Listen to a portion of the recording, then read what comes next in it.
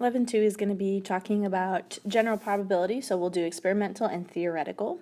So just probability of A happening is going to be the number of successes out of the total outcome. So the number that we have that is good over the total number of trials that we're going to have.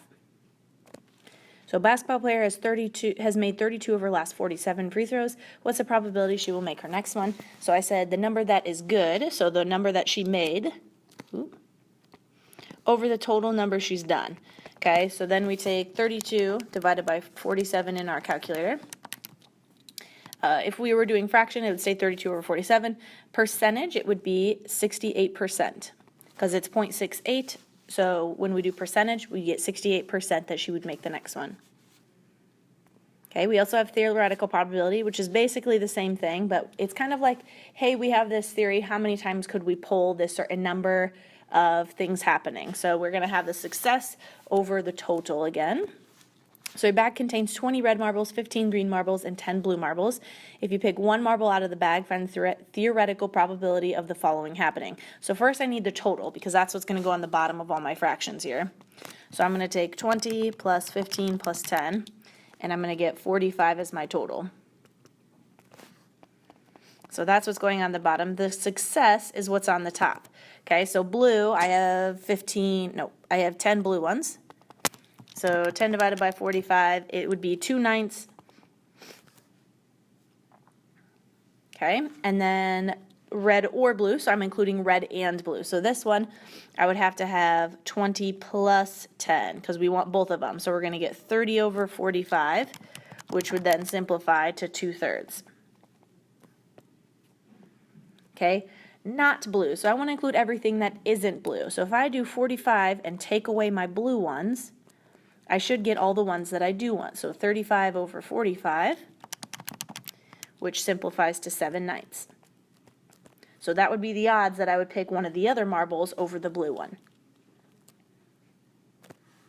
Okay, so these ones we're going to be talking about rolling 2 dice. So I did an image here of the red dice being, or the red ones are being 1 dice, and then the blue one being another dice. So we roll it to get all of these are all of my possible options that I could do. So what is the probability you will roll a 5 on a pair of 2 dice? So I'm looking for all of the options where I have a 5. So I have one here, here, here, here, here, here. There's a 5 there, 5, 5, 5, 5. So I'm going to count up all of my options of rolling a 5. So 1, 2, 3, 4, 5, 6, 7, 8, 9, 10, 11. So we're going to get 11 over my total that I have. If I added them all up, there's going to be a total of 36 rolls. Okay, how many times, let me erase this real quick. How many ways can you roll a sum of 4? So some options, we could have 1 plus 3, we could have 2 plus 2. Okay, so those are the ones we're looking for. So there's a 1 plus 1. There's a 3 plus 1 right here.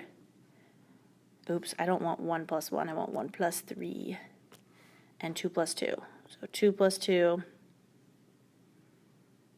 I'm going to pause this and circle all of them. Okay, so 3 is actually my only option, so it would be 3 out of the 36 rolls, which would then simplify to 1/12.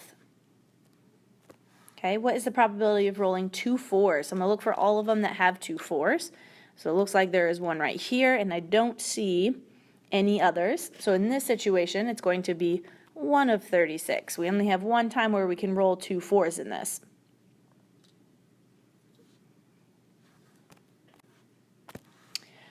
All right, Venn diagrams. So Venn diagrams, the way they work, the neither is normally on the outside here. Inside this would include the people that want to play basketball. Let me get a different color here. This would be the amount of people that want to play football, and the one that's shared is going to be both. Okay, so whenever doing this, how many people play basketball? Well, there are 4 people, because that's how much is in the circle. How many people play football? There are 6. How many people play both basketball and football? That would be the ones that they shared. And a lot of times the parts on the outside are the neither questions, okay? So we're going to add them. So 17 plus 4 plus 2 plus 6, which will get me 31 total students that are wanting to be in those classes or in those classes, okay?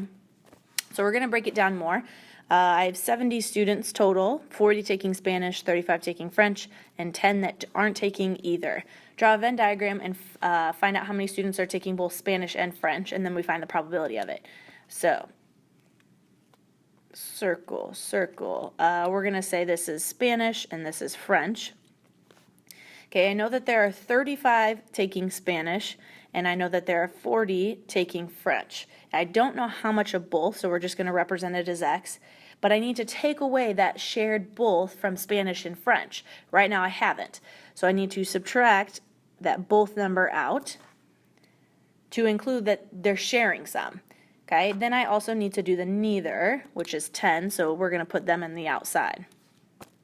Okay, the one piece of information I haven't used yet is that there are a total of 70. So if I add up my Spanish, my French, my both, and my neither, there should be a total of 70 of them. So I'm going to do 35 minus x plus 40 minus x plus 10. There should be a total of 70. So we're going to go ahead and simplify. So 35 plus 40 plus 10 is 85. These x's will cancel. I still have a minus x. So I'm going to subtract 85.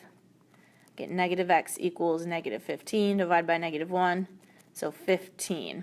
So it looks like there are 15 here in that shared, which is what I was trying to find. How many students are taking both of them? Okay, what is the probability that a student is taking Spanish, both Spanish and French? Well, there is a total of 15 taking both, and there's a total of 70 students. So that would be simplified 3/14 probability chance.